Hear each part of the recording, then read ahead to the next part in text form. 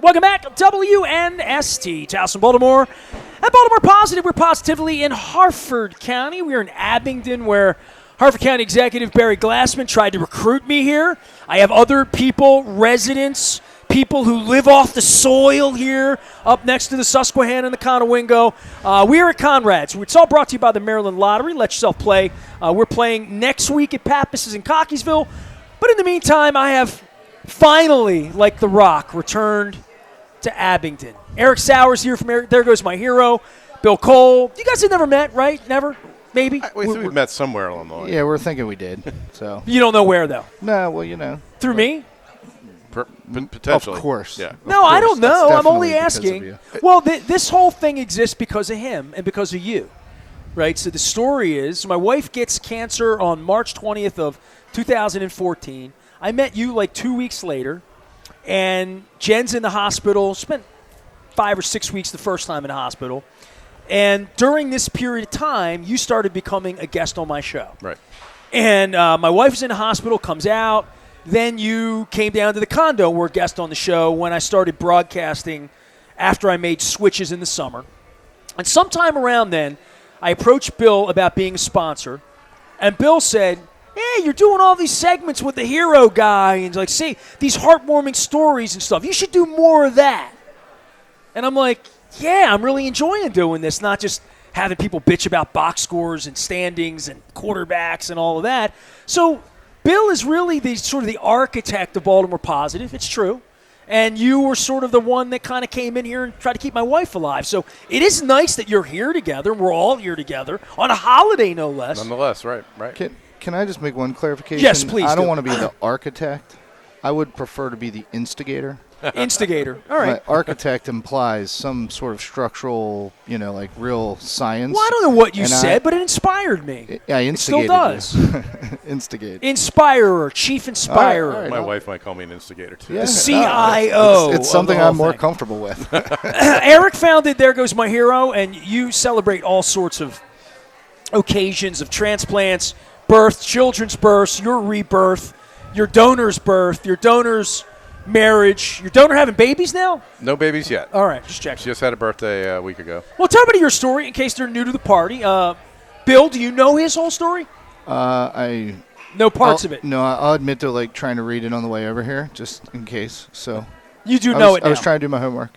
Yes. What year was it? 08? 2008, right? Right. All right. So go ahead. You're diagnosed with leukemia. 2008, I was diagnosed up here at Upper Chesapeake, and they first things first sent me down to Hopkins and said don't pass go, don't collect your $200. And you live in this neighborhood. Yeah. You live right down the street from 3 miles. Okay. Yeah, 3 miles. So sent me to Hopkins.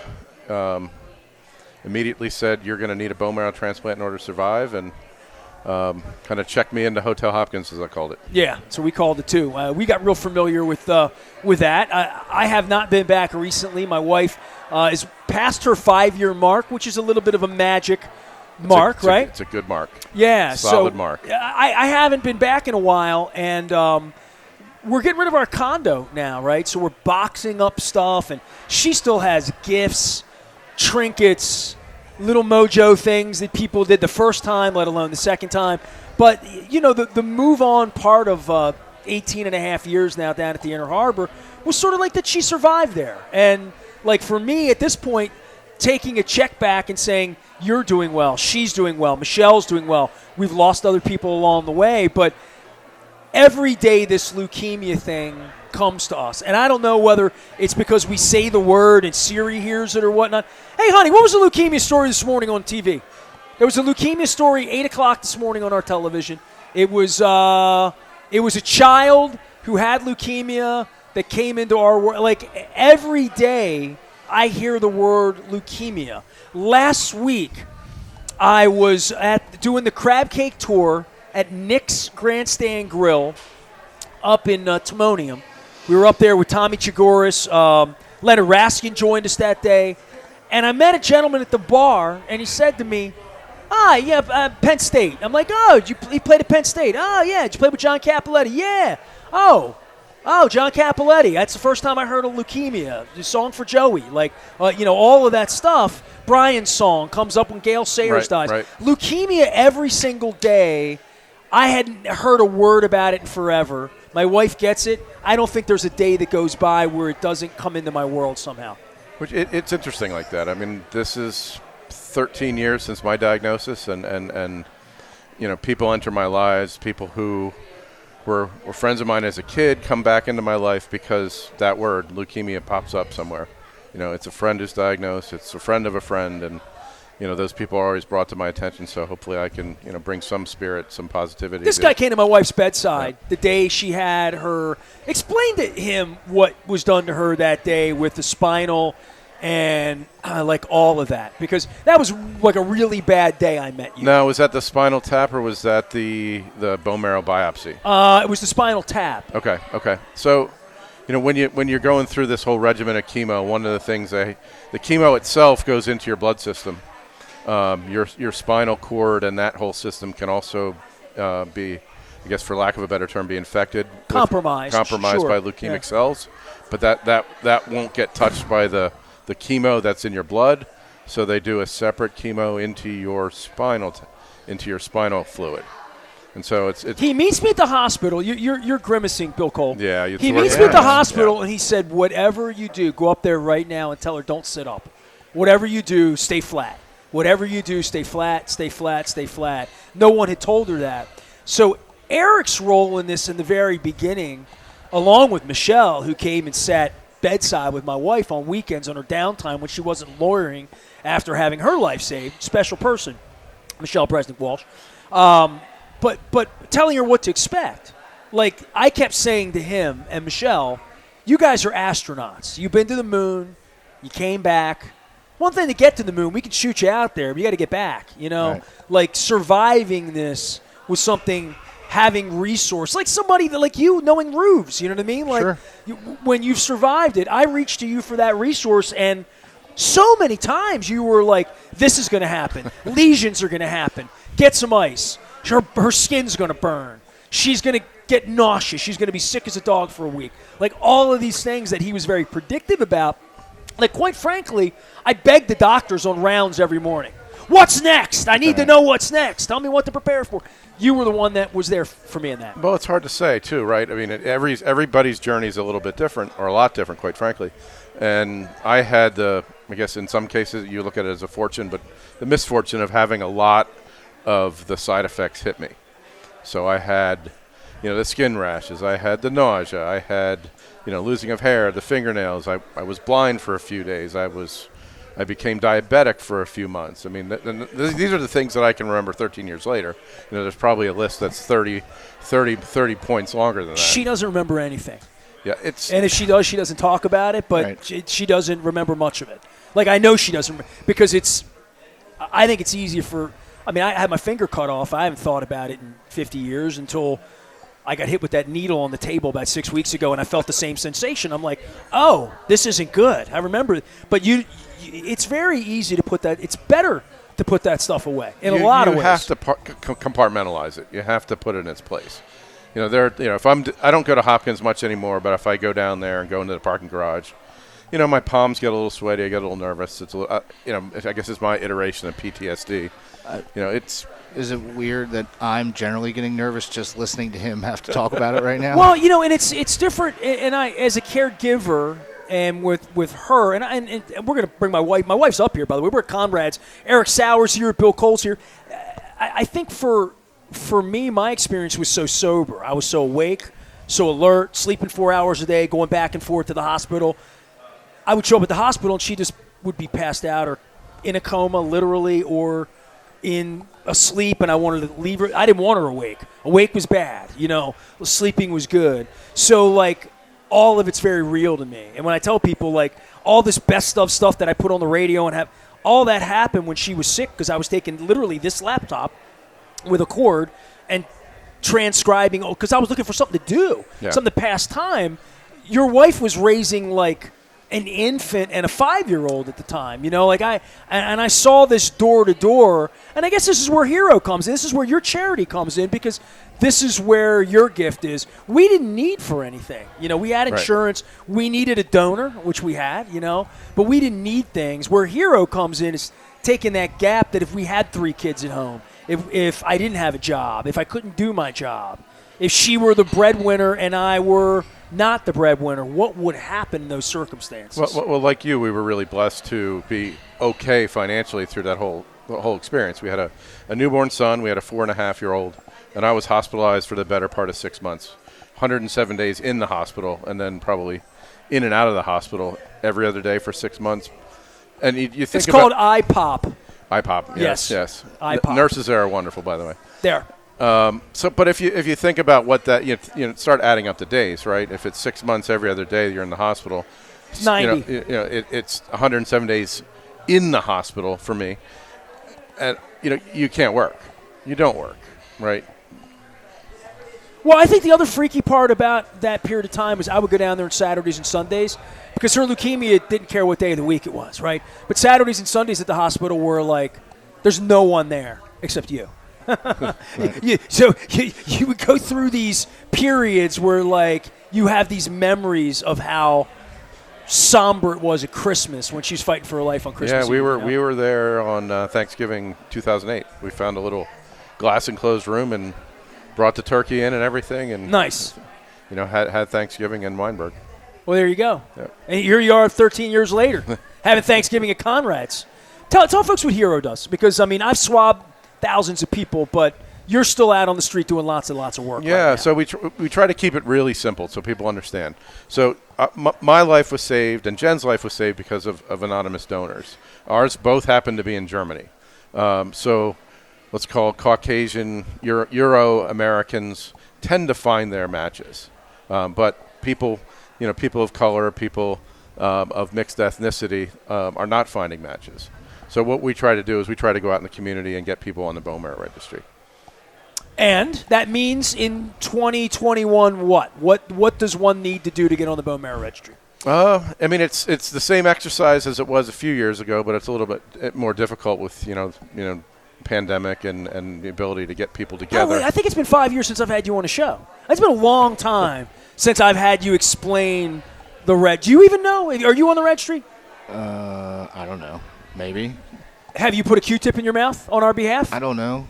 Like, I can't remember. Like, I know you did it forever, and I got to believe I came at some point and did it, but I don't really remember doing it. Cole's doing too many roofs these days. I think it's all it's all running together right now. You would think I would know, so maybe I'm not. All right, well, go ahead. All right, but so I am on the registry, but it's the exact same way we do it. So pre-pandemic, we'll call it. Okay. We would host it. You would host events. We would host events. We get large groups of people together, and we tell this story and say, "Come on up, join the bone marrow registry. We have all the tools here. It's a simple swab, like a Q-tip to the cheek. And if you get called, you can save a life." Right. Now, people ask how Niels, who saved my wife's life, did it. Used to be hip, extremely painful. Niels had a PICC line on the right, PICC line on the left. Sat and watched a movie in a movie suite. Right. That's literally twice, exact same process both times. That's how he did it in 14 and 15. And that is the much, much more common way. I'd say that's probably happens 98% of the time. In the modern era. In the modern era. They're taking it from your peripheral blood. They're taking taking your blood, removing the stem cells, keeping the stem cells, giving your blood back. And it's like the exercise of giving blood, except that you actually get your blood back. So you walk out of there kind of almost. Well, I just remember what it was like to walk into that hotel in Essen, Germany, and there's the kid that saved my wife's life. There's a whole different level of a connection and something special, especially during this pandemic. We're trying to get him over here. We're trying to get over there. We got COVIDs and variants and deltas and all of this kind of stuff. But the relationship that you have with your donor, tell everybody about your donor. So let's reverse back to 2008. I'm going through all my trials, and it's fits and starts, as you know. With Jen, these things just don't happen as smoothly as you want or expect them to.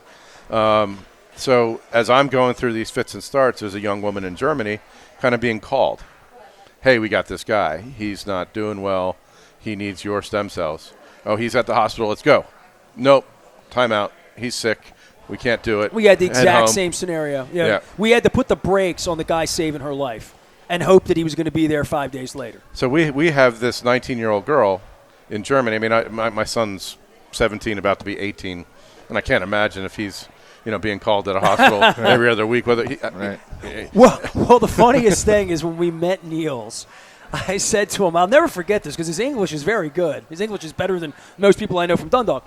I said to him, when Jem was really in peril and we were with the doctor showed us the 5 people's identification that could save her life. 54-year-old woman in America, 29-year-old female in Norway, or whatever. And there was the 19-year-old man in Germany. He's like, we're going to take that person. And so that was like the meeting we had. And she's in peril. She's common? bald. Is it common to have like lots of options there? If you have a European heritage, yes. Right. If you're Tiger Woods, no. Got it. Right, or you're mean, no. Right. Got it. So she's in peril. We're wondering about all of this process. And when we reached to the donor, it came back that this donor was ready to do it. You know what I mean? The donor had said, I'm in, okay? So at that point, the doctor Dr. Pratt, Keith Pratt, saved my wife's life twice, said to her, we have a motivated donor. You need to get ready for a transplant. You need to get healthy. You need to go upstairs and fight. You need to do your rounds. You need to fight through this chemo so we can basically kill you and then dump this stuff into you to bring you back to life. And at this point, he kept calling him a motivated donor. So Neil saves her life once. We go on a baseball tour. Life's good. She almost dies the second time. Neil saves her life again. She comes back to life. Year later, we can find him. We go to Germany. We're in Germany. And I said to him, the doctor called you a motivated donor. He said, motivated? You must tell my mother. I've never been called motivated before. So we had a motivated donor. So I wanted to use that. Yeah, I would suggest Isabel falls in the category of motivated. She had a coach when she was 18 pass away from leukemia. So she stuck with it even through all the fits and starts that I was delivering. And so I received her bone marrow. It was flown over from Germany. It landed in Dulles. It drove up 95. It landed in me at 9 p.m. at Hopkins on November 18th. So just about November a week ago. 18th of 08. Of 08, yep. You and I were watching Joe Flacco battle through his first rookie season right about then. So how well do you think people understand that it's not the really painful hip thing anymore? It's still an education process. People don't really they just there's a connotation from just the word bone marrow that hey, right. we're gonna crack open your bones, we're gonna pull that marrow I out. swear to God, I thought that's what was going to happen. Right. And it's even the worst of the old school is not that bad relative to what people's connotations are. But that's getting someone to join the bone marrow registry who does not have a connection to somebody who's going through it. It's an education process. You have to show them, hey, this is how it works. We swab your cheek, and if you're called, you go through a couple tests, and then you get to save someone's life. You get to save someone's life, but it's a needle. It's in your arm, pulling your blood out like you're donating blood. There's a little medication that gets your bone marrow stimulated and out into that system, but it's not this really aggressive. It's a couple of shots. It's a blood donation, and it's a nap the next day.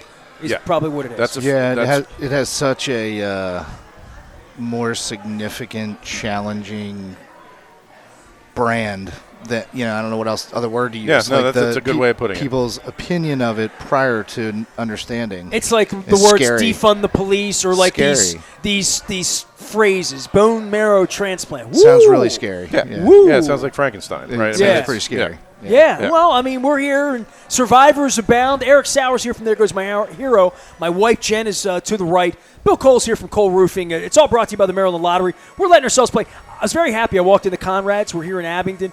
Maryland lottery machine right at the front door. I'm like, there's so many places lottery machines are that I don't realize until I start doing spokesperson work for the lottery. I'm like, they're everywhere here. Scratch-offs and Ravens tickets and Mega Millions and Powerball and all that stuff. We're going to have the crab cake here in a little bit. I brought you up. You live up here, right? I do. So I brought Barry Glassman over, and you live up here. I live up here, yeah. So we're selling our place in the city. There's like nice people up here. Like At least a couple. Oh, Right, I mean, well, two believe it of or them. not. I found three. If I got Andrea too, she's yeah, here really, too. I'll find her in a really minute. surprised that, Okay, that humans live up in this part of the state. Do you know how much time I've spent in Hartford County?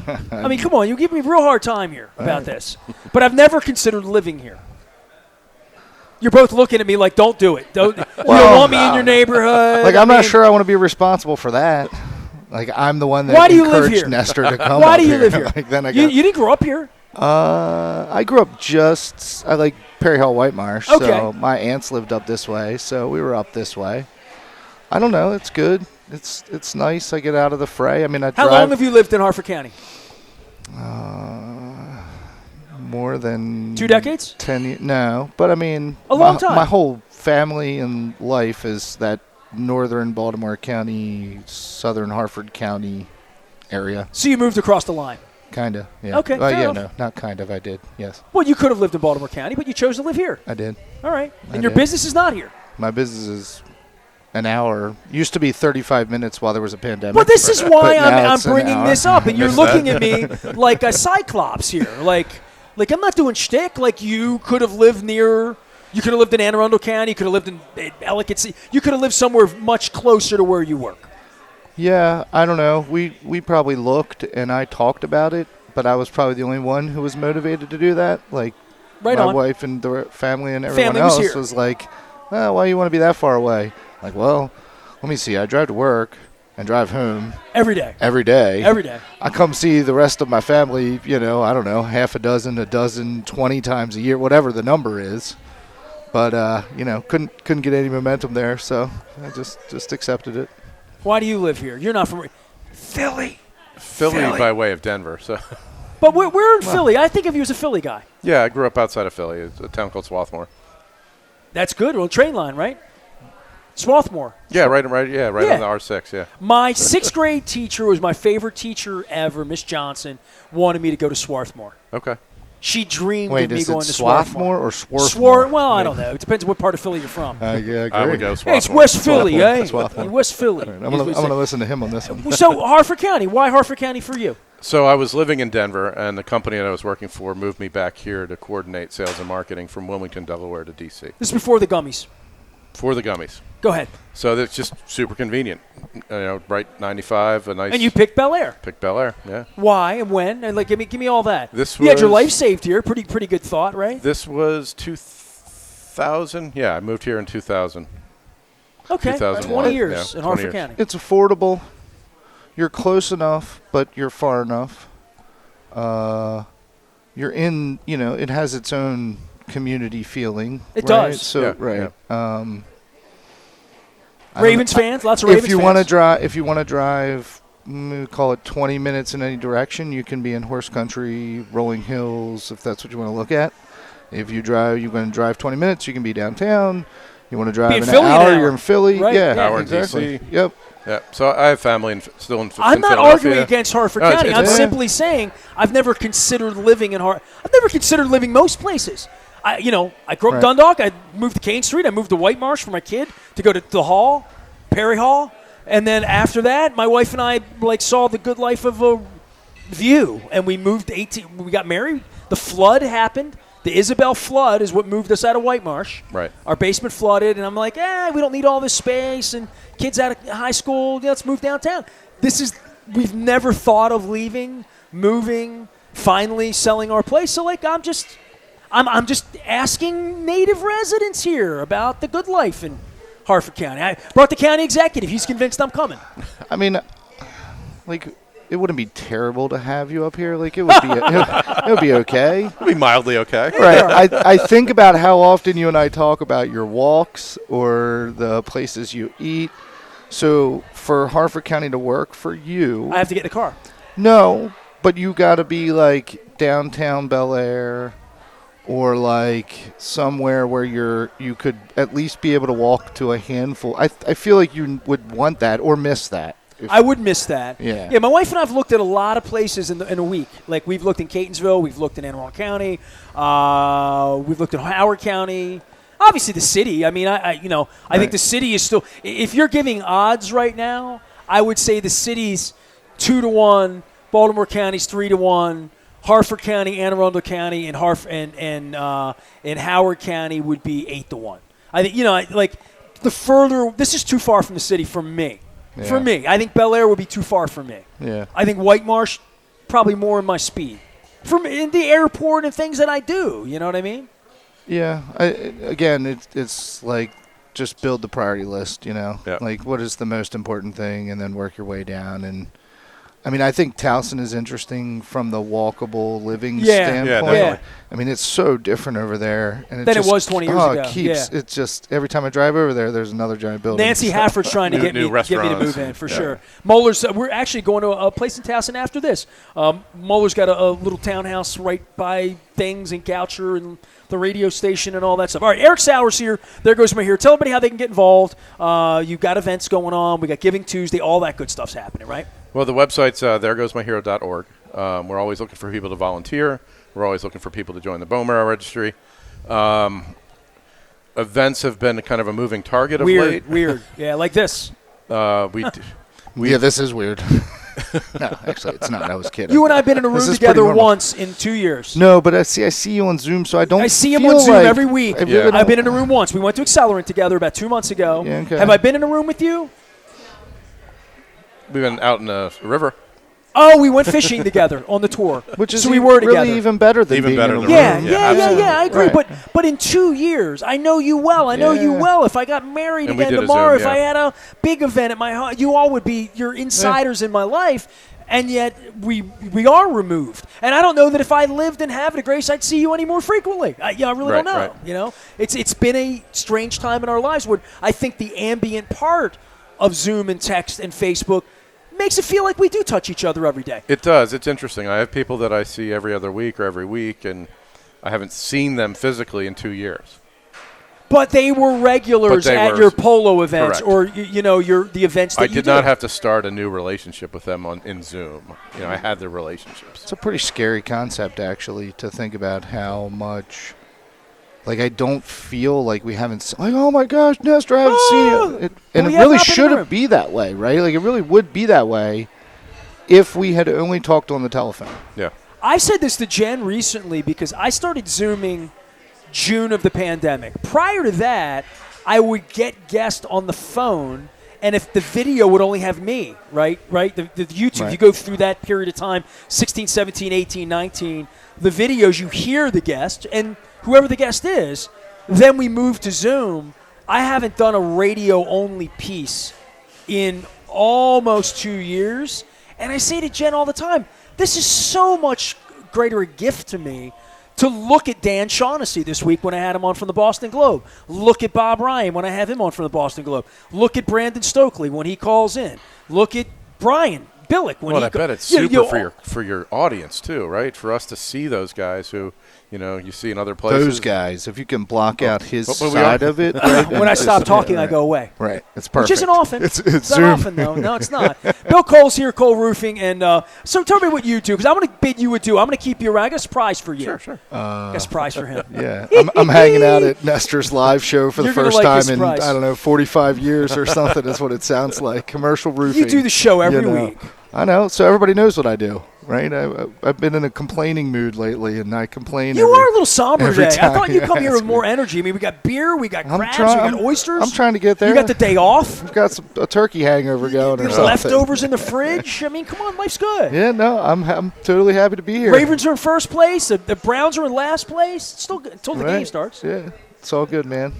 Everything okay? Yeah, Good? It's good to hang out. All right, man. Appreciate Bill it. Cole. Yep, thanks. Enjoyed it. Erik Sauer, two of my heroes. There you go. There go my heroes. It's all brought to you by the Maryland Lottery. We're at Conrad's Crabs. We're going to have Conrad's crab cakes. I'm looking at Conrad's oysters and clams and shrimp. And I saw 2 crab cakes on the table back here. I had the crab hash with Harford County Executive Barry Glassman. That was crab mixed with potato, spinach, peas, Brussels sprouts.